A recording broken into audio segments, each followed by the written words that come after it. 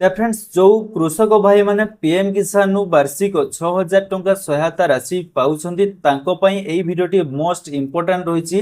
PM किसान को नै बहुत सारा अपडेट रहिछि। आपण माने जो प्रत्येक वर्ष 3टी किस्ती रे 2-2000 टंका करी 6000 टंका पाउछंती ताकू नै बहुत ही बड़ अपडेट रहिछि। त जानिबा पई वीडियो को एंड पर्यंत देखिबा सहित भल लगे भिडियोटी लाइक करेंगे, सांग सहित बहु मात्रा शेयर करेंगे और चैनल को जब प्रथम थर पर चैनल को सब्सक्राइब करी पाखरे आस्था बेल आइकन दबाई देबे एहीपरि नुआ नुआ हेल्पफुल कंटेंट देखिबा पई एवं फेसबुक पेज जो दिया देखुछंती फॉलो करिया पई जमा भी भूलिबे नहीं। चलंतु डेन कर भिडियोटी को आरंभ करिया। तो आपण माने होय तो जानिथिबे वर्तमान पीएम किसान ऑफिशियल साइट रे मध्य मेंशन कराइछि एनुअल ई केवाईसी। तो एही एनुअल ई केवाईसी कोन देखंतु सरकार द्वारा दिया जाउथवा समस्त प्रकार योजना रे आपनकर ई केवाईसी चलीछि। आपण माने जानिथिबे किछि दिन तळे रेशन कार्ड, लेबर कार्ड एवं ता सहित एही किछि दिन हेलाणी आपनकर एलपीजी गैस रो मध्य ई केवाईसी चलीछि।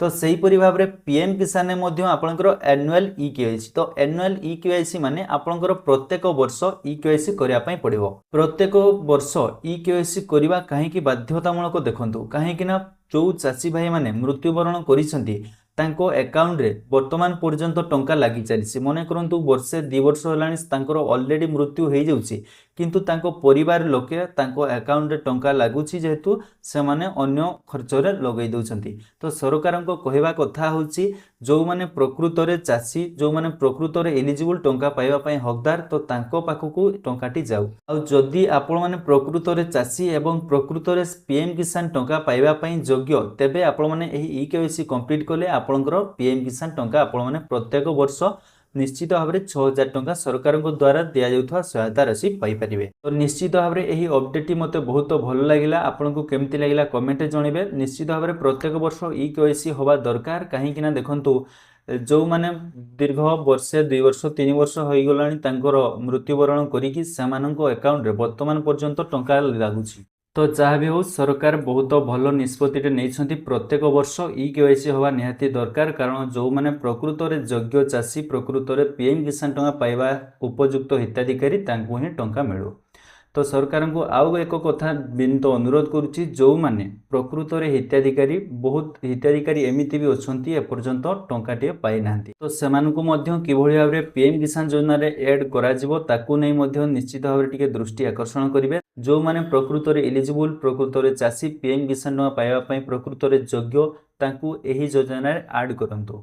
तो बहुत चासी भाई मानकर कंप्लेन रोची दीर्घ वर्षे 2 वर्ष 3 वर्ष होलानी से अप्लाई कर सारी किंतु पीएम किसान टंका एपर्यंत से टंकाटे पाऊनांती। तो यही प्रति नहीं सरकार निश्चित भाव दृष्टि आकर्षण करने दरकार कारण देखो जो माने प्रकृत रे चाषी से माने एपर्यंत टंकाटे पाऊनांती।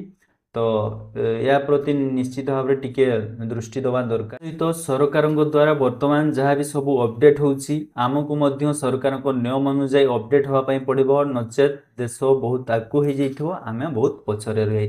तो सरकार जहाँ भी सब नियम रही आमको मानि चलिया पड़ो जमीक कि आपंकर ये होगला एनुअल ई केवाईसी प्रत्येक वर्ष आपको ई केवाईसी करने पड़ो। तो ई केवाईसी आपने कौटी करेंगे ना आपंकर निज स्मार्टफोन में आपंकर पीएम किसान ऑफिशियल वेबसाइट को डाउनलोड करी आपंकर प्ले स्टोर रे ई केवाईसी कंप्लीट करेंगे नचेत आपण मैंने पीएम किसान official website pmkisan.gov.in official website को जीवे आपंकर आधार संयुक्त मोबाइल नंबर जदि अच्छी तो आधार संयुक्त मोबाइल नंबर गोटे 6 डिजिट ओटीपी जीवो से ओटीपी को दे आपंकर ई केवाईसी को कंप्लीट करेंगे।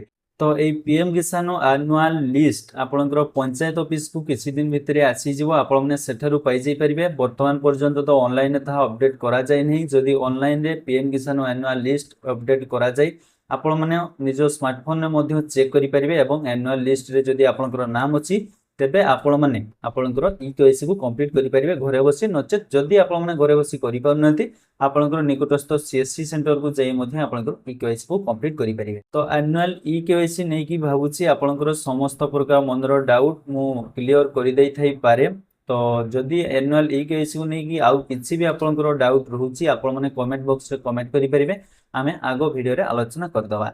तो ता सहित पीएम किसान आउ जहाँ भी सब क्राइटेरिया रोची आपण माने यथा सम्भव ताको कंप्लीट करंतु एवं प्रत्येक वर्ष 3टी किस्ती रे 2,000 करी 6000 टंका सहायता राशि पांतु जदि आपण माने प्रकृत रे चासी प्रकृत रे पीएम किसान पाइबा पई एलिजिबल।